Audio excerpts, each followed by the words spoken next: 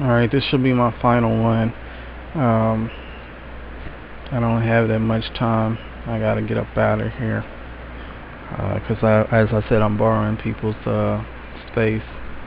Um, so, here I go.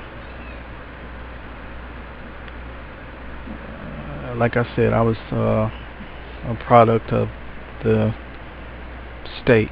I ordered product of the state next. So, therefore, I went from foster home to foster home. And yes, I did go to a white family first. Don't ask me why that was. I don't even know. Well, they treated me nice. Um, I don't know what happened, but I was taken up out of that home. I was young. I didn't know nothing. All I know is I got separated from my family, like like every black person in America does. Like history repeats itself. Like the 1970s, 60s. You know, basically that's what we black people do. You know, it was a tale told about our families getting separated and raped, and then we black men have to go to the white women, and we have to make babies, and that's why we're looking at them like we do, because we were separated then, and that's how come we're so against our women and so against each other, because we were separated. I've heard that so many times, you know. I don't disagree with it. I will say this though, we still have no reason to treat our women like we do. That much I will say. Hmm.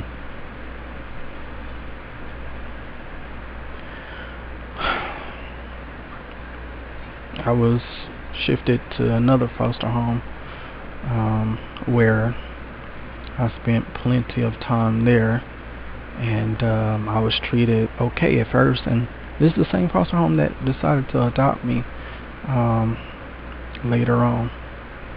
I spent a lot of time there. Um, for the most part, I mean, that was just my last stop, because I went to another foster home after them, and I was shifted back, and then I went to a boys home, and then I was shifted back, and then I went to no, I didn't go to a boys home. I went to the shelter, and then I was shifted back to the same. So I thought it was just God's plan that I stayed there, you know.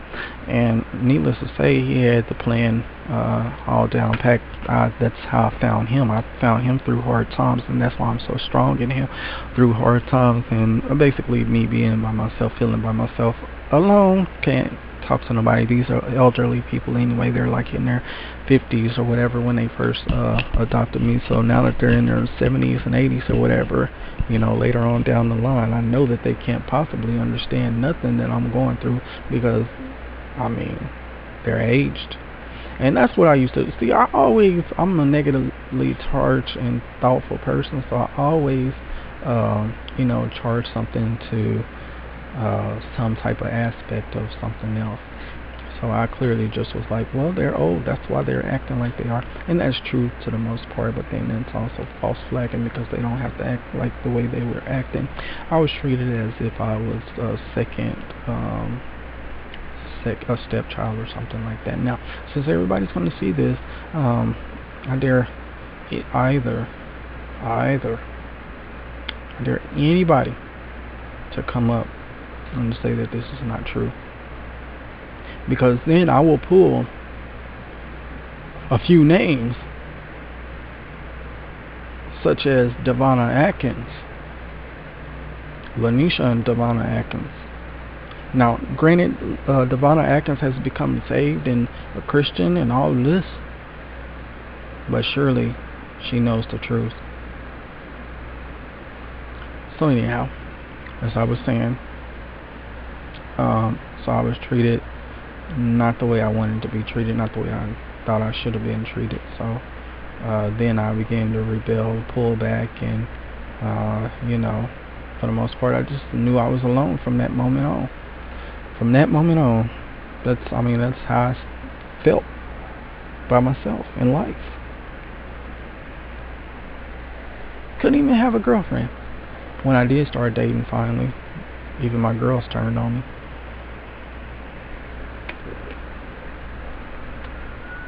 I was disowned. You ask some of them if I ever went with them, and they will tell you no, they wasn't with me. Oh, I know I was ugly. You didn't have to do me like that. One of them is on my page now, and she says she doesn't remember that. Well, I'm glad you don't, because I do. And that will never be forgotten by me. Miss McQueen, how are you doing? That's forgiven and forgotten. That wasn't as painful as what I went through with my parents. So, 2 sets of parents. They say you're supposed to be happy that you have 2 sets of parents. Most people don't have but 1 set, and then most people don't even have a set of parents anymore. Well, I'm sorry. I'm not so grateful, and I'm not that thankful about all of the things that went on. I would much rather that type of stuff not have went on, but it did. It happened. I was made to feel and look stupid, ignorant, retarded, a whole lot of other stuff. I mean, you may as well say that she did the same thing my mom did. See, when I was made to eat my food because I didn't want it, I regurgitated, and mom would push that stuff right back up my mouth and say, hey boy, you can't be doing that. You know what I'm saying?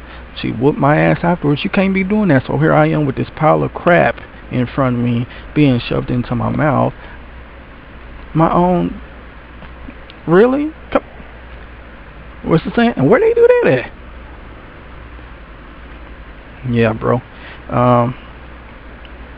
So I was made to re-eat what I've already chewed, and it wouldn't stay down. I'm trying to say it in the nicest way possible.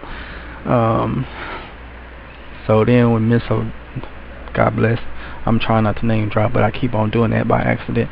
Anyway, so when these other people, when my foster parents came along the scene, and they treated me like I wasn't too much of nothing, and then they was talking about how retarded I am, that clearly set the stage for me too. How can you possibly think of me as a nobody? I'm just nobody important to you. I'm just nothing. I don't exist, right? So, I mean, since I was in their eyesight as a non-exister, a non-factor, or whatnot, then that's how I was made to feel, like I was a non-factor. So, in return, I got my own pager, my own phone, everything, man. I was doing it, you know what I'm saying? Hey, went to the shop every day with Mr. Odell. He believed in working us. He worked us. You're gonna work every day. You're gonna do something every day. You can't be around the house. Mr. Odell was the weight behind that. Y'all can't be in the house not doing nothing. Okay, you know what I'm saying? I'm the woman of the house. This man in the house. Back at the time, I learned that it's really the woman who runs the house. The man don't do nothing but stand behind the woman, and it looks like the man is standing up when the man is really sitting down. That's how it was there. So, we know who wears the pants. Obviously, Martin episodes, they're so crazy. Gina wore the pants, Martin. Gina wore the pants, man. So, yeah. Sorry, trying to throw a little comedy in this. It's kind of depressing at times, Anyway, yo. So basically, that's what it was. And I learned a lot, and because I was considered to be retarded, which I was actually supposed to be retarded. I actually was, but I overcame that. I overcame the odds with God's help. With Jesus' help, I overcame the odds. And some of the white people even found out that I knew more about what I was talking about than what they thought I would know. Because I would they started a conversation with me, and boy, I'm just clicking. I'm like, where did I get this information from? How did I know this? At that time, I was into books, and I was into NPR, National Public Radio, PRI, Public Radio International, and that's what I'm stressing right now. I gotta get Pandora don't endorse that, so I have to get iHeartRadio and go ahead and get back into my news, because that's what I was doing. MSNBC, CNBC. You know, that's what I was doing. That's my lifestyle. That's what I was doing. That's what I was into. News. I encourage everybody to get into news. It's so much stuff going. Okay, so you say it's depressing. Okay, I understand that, but it can't be no more depressing than your life is. Come on now, for real.